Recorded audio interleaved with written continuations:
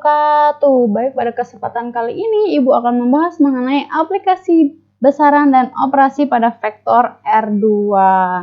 Nanti kita akan bahas mengenai soal-soal yang bentuknya itu sudah aplikatif, bisa jadi dari gambar atau soal-soal cerita yang berkaitan dengan besaran dan operasi vektor di dimensi R2.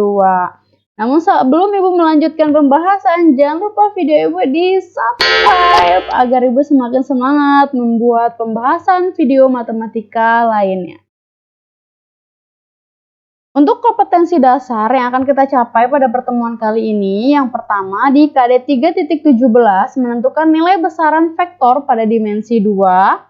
Dan KD 4.17 menyelesaikan masalah yang berkaitan dengan nilai besaran vektor pada dimensi 2. Untuk tujuan pembelajarannya, mulai menyimak video pembelajaran, diskusi, dan penugasan mandiri, siswa dapat mengaplikasikan konsep besaran dan operasi pada vektor dimensi 2 untuk menyelesaikan masalah, dan di KD 4.17.1 menyelesaikan masalah yang berkaitan dengan operasi pada vektor dimensi 2. Jadi materi ini sebetulnya masih berkaitan dengan materi yang sebelumnya, yaitu mengenai besaran vektor dan operasi pada vektor. Namun pada materi ini lebih ditekankan soal-soal aplikasi, soal-soal yang memang tidak langsung aljabar, tapi bisa jadi dari gambar atau dari soal-soal cerita yang harus kita terjemahkan ke bentuk vektor. Nah, paparan materinya sebagai berikut. Ini paparan materi mengenai aplikasi besaran atau panjang vektor. Jadi istilah besaran itu, kalau misalnya di vektor itu bisa kita anggap sebagai panjang. Jadi besaran dengan panjang pada vektor tuh maknanya sama ya. Nah, di sini, misalnya ada contoh soal seperti ini. Perhatikan gambar di samping. Nah, ini ada suatu vektor. Karena vektor itu kan pasti hubungannya sama nilai dan arah ya. Nah, ini vektor A. Di sini diminta tentukanlah panjang dari vektor A. Oke, untuk menentukan panjang atau besaran dari vektor A, biasanya kita itu tentukan dulu titik koordinatnya. Nah, titik koordinatnya itu di titik yang ujungnya sini. Oke, titik ujungnya. Karena apa? Karena ini vektor A itu dimulai dari 0,0. Jadi di sini ini masih yang versi simpelnya nih. Jadi di sini titik ujungnya di 4,-3. Kalau diminta menentukan panjang vektor A, otomatis itu kita buat jadi segitiga Pitagoras gitu. Gampangnya seperti itu, karena memang konsep panjang sendiri dapat dari rumus Pitagoras ya. Nah, ini dia ada berapa langkah ke kanan, dan ternyata ini positif ya, ada 4 langkah, makanya di sini 4. Lalu juga ada 3 langkah ke bawah, di sini -3. Selanjutnya gimana? Selanjutnya itu panjang dari vektor A ini disimbolkan sama seperti tanda mutlak di sini ya, atau sama seperti determinan. Ini maknanya itu panjang vektor A. Nah, kita bisa menggunakan rumus Pitagoras karena ditanyakan sisi miringnya ya. Di sini sisi miringnya, tinggal x kuadrat tambah y kuadrat saja untuk vektor yang titik awalnya itu 0,0. Nah, selanjutnya kita masukkan nilai-nilainya. Jangan sampai tertukar ya, x itu yang ke samping, dia itu yang mendatar. Jadi 4 ini tuh nilai x-nya, dan yang menurun dari atas ke bawah tuh nilai y-nya. Yang -3 ini nilai y-nya. Ini kita kuadratkan masing-masing. Selanjutnya didapatlah ini 4 kuadrat itu 16 dan minus 3 dikuadratkan -3 dikali -3 itu kan positif ya, min kali min ini jadi 9 di sini. Karena yang namanya besaran walaupun dia di vektor itu arahnya negatif, tetap kalau untuk panjang karena dikuadratkan itu hasilnya jadi positif, dan hasil akhirnya itu akar 25 sehingga didapatlah panjang dari vektor A itu 5 satuan biasanya di sini. Karena di sini pakainya koordinat kartesius. Oke, lalu gimana sih untuk panjang vektor yang dia itu tidak melalui 0,0? Artinya kan kita harus mengukur ya panjang dari sini ke sini. Gitu. Nah, sebelum menentukan vektor B, yang jelas awal mulanya itu kamu tentukan dulu titiknya. Jadi ini untuk diperjelas kamu tegaskan kembali titiknya ada di mana sih? Karena kan, nah ini ada di 1,7. Oke, sebelumnya begini ya gambarnya ya. Lalu kamu tegaskan lagi titiknya itu ternyata ada di sini dan ini titiknya 1,7. Karena X-nya itu 1, Y-nya itu 7. Ini titik awalnya. Nah, titik ujungnya kamu tegaskan lagi di sini. Ternyata di sini titiknya min 4,5. Jangan sampai tertukar lagi-lagi. Yang dituliskan itu yang sumbu X-nya dulu, titik yang ada di X-nya dulu, baru titik yang ada di Y-nya. Sehingga ini didapatlah titiknya min 4, min 5. Selanjutnya gimana? Selanjutnya kalau dia tidak dimulai dari 0,0, ini pernah dibahas juga di materi besaran vektor. Nah, bisa kita tuliskan, oke sorry, ini harusnya vektor B ini bukan vektor A. Nah, kalau misalnya dia penamaannya bisa kamu tulis B. Ya, penamaannya bisa kamu tuliskan vektor B, panjang vektor B di sini. Bisa juga kalau misalnya ini ada titik A, lalu ini ada titik B-nya, bisa juga ditulis seperti ini. Jadi panjang AB. Bisa dituliskan panjang vektor B atau panjang AB. Dan di sini rumusnya jadi selisihnya. Kenapa sih selisih? Karena kita mau tahu sih jarak sebenarnya. Jarak X-nya tuh berapa dari sini ke sini gitu. Lalu Y-nya berapa dari sini ke atas. Nah, ini dia. X2. Oke, sorry. Ini X2-nya, X1 itu kita gambarkan sebagai titik awal, X1 dengan Y1, dan titik ujungnya atau titik akhirnya itu kita tentukan sebagai X2 dan Y2-nya. Selanjutnya di sini kan ini X2 dikurang X1, Y2 kurang Y1, sehingga didapatlah, nah ini dia dari sini patokannya, min 4 dikurang 1 gitu ya, karena X2 dikurang X1, lalu di sini min 5 dikurang 7 karena Y2 dikurang Y1.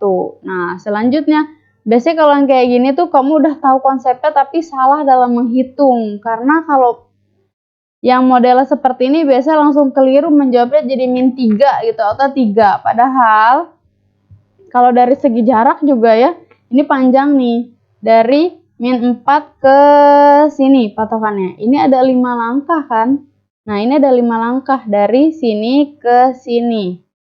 Ya kan? Ini ada 5 langkah. Berarti otomatis di sini jawabannya ini min 5 dikuadratkan. Nah, yang ini juga jadi min 12. Karena apa? Panjang loh ini. Ini dari sini. Dari min 5 sampai ke atas sini. Sampai ke 7. Oke, atau digambarkan seperti ini. Nah, dibuat segitiga siku-sikunya gitu. Jadi sisi miringnya itu kan bisa kita cari menggunakan ya rumus ini, Pitagoras gitu. Ini ada 5 langkah ternyata. Dan ini juga ke atas ada 12 langkah seperti itu. Ini titik patokannya. Ya, ini jadinya min 5 dikuadratkan dan ini juga jadi min 12 dikuadratkan. Gitu ya. Karena kita lihat dari jarak juga ini 5 dan ini 12. Seperti itu. Nah, setelah dikuadratkan kita cari hasilnya, didapatlah akar dari 25 ditambah 144. Dan ini kita cari lagi akar 169. Berapa tuh? Akar 169. Ternyata dapatnya itu 13. Jadi panjang AB atau panjang vektor B di sini adalah 13 satuan. Seperti itu cara menentukannya. Yang versi melalui titik 0,0 dan tidak melalui 0,0. Dan selanjutnya ini adalah aplikasi dari operasi pada vektor R2. Jadi operasi pada vektor ini berarti udah mencakup penjumlahan, pengurangan dengan perkalian skalar gitu. Namun memang kalau misalnya bentuknya gambar, kita fokusnya itu dijumlahkan terus. Walaupun nanti arahnya berbeda itu sebenarnya jadi pengurangan. Tapi kalau ada gambar yang modelnya seperti ini berarti kita orientasinya langsung dijumlahkan terus. Nanti tinggal lihat arahnya aja untuk vektor. Nah, misalnya di sini, ini ada vektor A, lalu ini ada vektor B, dan ini ada vektor C. Pertanyaannya, buatlah operasi penjumlahan vektor yang sesuai dari gambar tersebut. Gitu. Untuk menentukan penjumlahan dari vektor yang sesuai, sebetulnya amannya itu kamu tentukan lagi titik-titik di vektornya itu gimana. Titiknya tuh ada di titik berapa. Karena ini kan mulainya dari 0,0 ya. Lalu titik di sini tuh min 3, min 5. Titik di ujung dari vektor A. Atau di titik awal vektor B-nya. Dan di ujung dari vektor B-nya itu di sini, titiknya adalah min 7,4. Nah ini min 7, ini 4. Nah, ini jadi titik awal dari C dan juga titik ujung dari vektor B. Sedangkan yang paling akhir, titik akhirnya, titik hentinya, titik berhentinya itu ada di titik min 2,3. Nah, ini min 2,3. Untuk menentukan untuk menentukan operasi penjumlahan pada vektor yang sesuai itu kamu jangan lihat min 3, min 5 ditambah min 7,4 ditambah sekian gitu. Jadi sebenarnya intinya dari sini vektor A tambah vektor B tambah vektor C itu berapa sih langkahnya sebetulnya. Fokusnya tuh ke langkah karena menentukan vektor itu kan dilihat langkahnya ya. Nanti karena titik akhirnya di min 2,3 betul tidak sih hasil penjumlahan ketiga vektor ini menghasilkan titik akhir gitu. Jadi kita cek sama-sama di sini. Ini kan harus dijumlahkan ya semua, berarti vektor A tambah vektor B tambah vektor C. Nah, di sini ternyata vektor A-nya paling mudah, yaitu min 3, min 5 ya, karena dimulai dari titik 0,0. Nah, bagaimana menentukan titik B-nya? Untuk menentukan titik B-nya, kamu lihat, ini mulainya dari min 3, min 5. Ternyata dia berapa langkah ke kiri dan berapa langkah ke atas, dicek. Atau simpelnya sebetulnya gini aja, pakai cara yang tadi X2 dikurang X1 gitu ya. Berarti ini min 7 dikurang min 3. Min 7 dikurang min. Itu kan jadi positif ya. Min 7 tambah 3. Selanjutnya 4 dikurang min 5. 4 dikurang min 5. Jadi positif. Jadi min 7 tambah 3 itu hasilnya min 4. Dan tadi 4 dikurang min 5 itu hasilnya 9. Selain menentukan melangkahnya, bisa jadi kamu kurangi X2 kurang X1, Y2-nya dikurang Y1. Nah, untuk yang C-nya gimana? Yang C juga sama. Ini lebih dekat, lebih gampang menghitung langkahnya. Kita hitung langkah yang ke samping dulu, karena penulisan vektor itu dari X dulu baru Y. Kita lihat ternyata di sini ke kanan. Oke, ini ke kanan ada berapa langkah nih? Ini ada 5 langkah ke kanan dan 1 langkah ke bawah ya. Atau gampangnya lagi, kita kurangi seperti yang tadi, tapi kurangi itu dari titik akhirnya. Min 2, di sini min 7, berarti min 2 dikurang min 7. Jadi min 2 tambah 7, dan ini 3 dikurang 4. Jadi hasilnya di sini 5, min 1, seperti itu. Jadi kalau vektor A-nya paling mudah nih, karena dia titik awalnya dari 0,0, jadi didapat min 3 sama min 5. Untuk B sama C, kamu lihat langkah dari titik awalnya ke titik akhir, melangkah berapa ke kiri, atau ke kanan, dan ke atas, gitu, atau ke bawah, gitu ya. Nah, jadi yang B sama C-nya beda banget sama titik yang tertera di koordinat kartesiusnya. Dan lanjutannya gimana? Ternyata ini semua kalau dijumlahkan min 3 tambah min 4, min 7 ya, ditambah 5. Ini hasilnya jadi berapa tuh? Lalu yang bawah min 5 ditambah 9, 4 positif, ditambah min 1. Nah, kita dapat hasil A tambah B tambah C-nya itu ternyata min 2,3. Dan ini adalah titik akhir dari perjalanan penjumlahan vektor A, vektor B, dan vektor C, min 2,3. Jadi kalau kamu mau ngecek, ternyata hasilnya di titik akhir, min 2,3 hasilnya ini, berarti jawaban kamu sudah benar dalam menentukan vektor B dan vektor C-nya. Karena di sini yang paling penting adalah menentukan sebenarnya vektor B-nya itu berapa sih vektornya, dan vektor C-nya itu berapa. Seperti itu.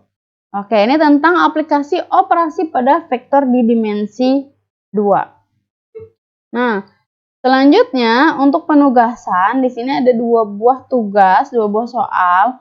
Yang pertama ini ada vektor posisi ya. Jadi di sini anggaplah sebuah peta di sini.